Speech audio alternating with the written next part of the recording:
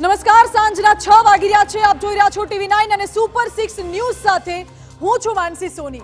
Super 6 માં આજે કરીશું વાત આજના દિવસના સૌથી મહત્વના 6 મુદ્દાઓની. જાણીશું કે કોણ ગુજરાતમાં રહી દેશ સાથે કરી રહ્યું હતું ગદ્દારી અને પાકિસ્તાન માટે કરી રહ્યું હતું જાસૂસી. રાજ્યમાં નીટની પરીક્ષામાં ચોરી કરાવવાના કૌભાંડનો થયું છે પર્દાફાશ. તો ચૂંટણી વચ્ચે ફરી એકવાર ઝડપાયું અધધર નાણું. મુદ્દાઓ વિશે વાત કરવી છે. સૌથી પહેલા મુદ્દામાં ખળભળાટ મચાવનાર ઘટનાની વાત. સીઆઈડી ક્રાઇમે ભરૂચમાંથી કરી છે પાકિસ્તાની જાસૂસની ધરપકડ.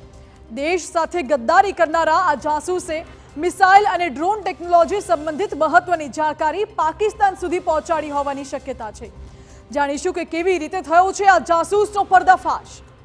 બીજા મુદ્દામાં એક આવા જ પર્દાફાશની વાત. પંચમહાલના ગોધરામાં નીટની પરીક્ષામાં ચોરી કરવાના કૌભાંડનો થયો પર્દાફાશ. 10-10 લાખ રૂપિયા વસૂલીને વિદ્યાર્થીઓને ચોરી કરાવવાનું રચાયું હતું ષડયંત્ર. જોકે તંત્રની સજાગતાએ ચોરી પહેલા જ કૌભાંડીઓ આવ્યા હતા તંત્રના સકંજામાં. ત્રીજા મુદ્દામાં વાત અમદાવાદના પિરાણાની કે જ્યાં બે જૂથ વચ્ચે ગરમાયો છે માહોલ. સમગ્ર મામલે 2 ગુના નોંધાયા છે અને 37 આરોપીઓની કરાઈ છે ધરપકડ. એક તરફ પોલીસે કડક કાર્યવાહીની આપી છે ખાતરી, તો બીજી તરફ મુસ્લિમ અગ્રણીઓએ ઝડપી કાર્યવાહીની કરી છે માંગણી. ચોથા મુદ્દામાં અમે આપને બતાવીશું કેટલાક ચિંતાજનક દ્રશ્યો. સુરતથી લઈને વડોદરા સુધી અસામાજિક તત્વોનો આતંક કેમેરામાં થઈ ગયું છે કેદ. ક્યાંક બુકાનીધારી બાઇકર્સ ધોળા દિવસે ચોરીને અંજામ આપી રહ્યા છે, તો ક્યાંક જાહેરમાં લોકોની ભીડ વચ્ચે જ કરાઈ રહ્યું છે વ્યક્તિનું અપહરણ. પાંચમા મુદ્દામાં નિહાળીશું એક ટ્રકમાંથી ઝડપાયેલું એટલું નાણું કે જેને જોઈને તમારા પણ ઉડી જશે હોશ.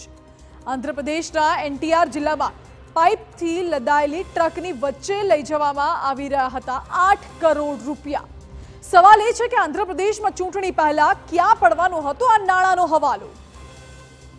અને અંતમાં વાત મહારાષ્ટ્રમાંથી સામે આવેલી એક અત્યંત શરમજનક ઘટનાની. પાલઘર વિસ્તારમાં દારૂ પીને છાકટી બની યુવતીઓ અને તેમણે રસ્તા પર એ હદે મચાવી બબાલ કે તેમને કાબુ કરવામાં પોલીસને પણ આવી ગયો પરસેવો. યુવતીઓ વિરુદ્ધ શું થઈ કાર્યવાહી તે આપને જણાવીશું. આ તમામ 6 મુદ્દાઓની વાત